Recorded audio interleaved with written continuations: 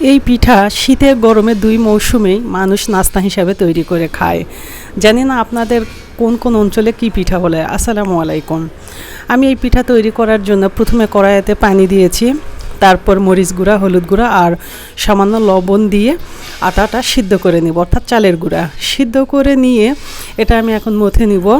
মথে নেবার পর এর ভিতরে যে পুর দিব সেটা আমি তৈরি করে নিব। মসুরের ডাল দিয়েছি, তারপর আদা বাটা, রসুন বাটা, ধনা বাটা, জিরা গুঁড়া, মরিচ গুঁড়া এবং সামান্য তেল এবং পরিমাণ মতো লবণ দিয়ে এটা সিদ্ধ করতে দিব অল্প পানি দিয়ে। তো যাই হোক, সিদ্ধ করতে করতে আমার আটা মতা হয়ে গেছে। আর আটা যত ভালো করে মথে নেবেন তত পিঠাটা সুন্দর হবে, না হলে দেখা যাবে তেলে দিলে এটা ফেটে যাবে। এটা কেউ অবশ্য ছেঁকা তেলেও খায়, কিন্তু আমার ডুবো তেলে খেতে ভালো লাগে। আর এইভাবে এই পিঠাটা বানাতে আমার বেশি ভালো লাগে। এটা আবার পিঁড়ে বেলাতে পিঁড়ে বেলেন দিয়েও বেলেও তৈরি করা যায়। আমার ওটা কেমন জানি ঝামেলা লাগে।